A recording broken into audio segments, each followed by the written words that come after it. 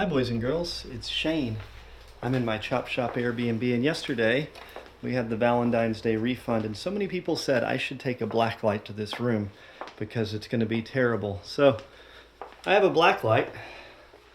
I have this room. It hasn't changed since last night. We keep a lot of Blacklights actually in our sci-fi B&B, including one pointed at the bed. That's how much we trust our cleaners.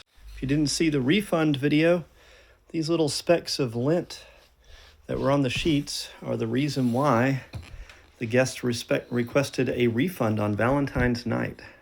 And the customer is always right, so of course I gave them a refund. Plug this in here. Okay. What are we going to find? What do you think? Is it going to be good or is it going to be bad? Ah, it's so bad. There are these little specks of lint that are glowing, but it's like I think that's a microfiber cloth fiber. So this would be from, we have these kind of green microfiber cloths that we use when the cleaners are cleaning sometimes.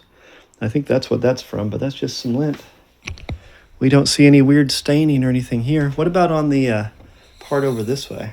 So this is the bench everybody assumed was going to be completely disgusting. As you can tell, we have amazing cleaners who take care of things.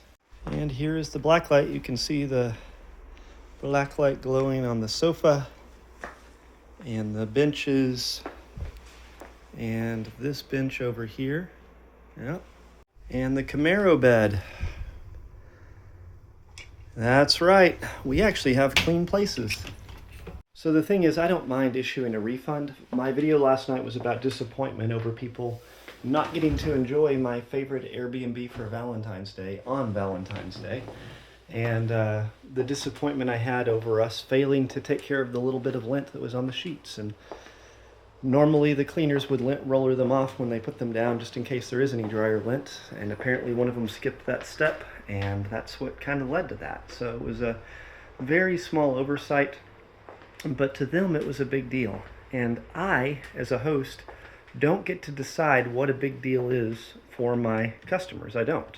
That's just not the way the world works. We don't get to decide what things and what standards other people want to live up to. Some people don't want to vote for me for mayor because of the way that room is set up, because there happen to be some places to enjoy some good times. Those people won't vote for me for mayor. That's fine. I don't need you to vote for me for mayor if I don't meet your standard.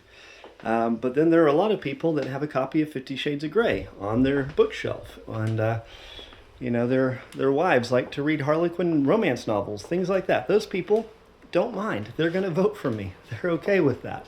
It takes different kinds of people in this world to make the world work. It takes us disagreeing with each other over different standards and then coming to a compromise somewhere in the middle that can accommodate me and can accommodate your values and can accommodate the values of people that was too messy for, or whatever.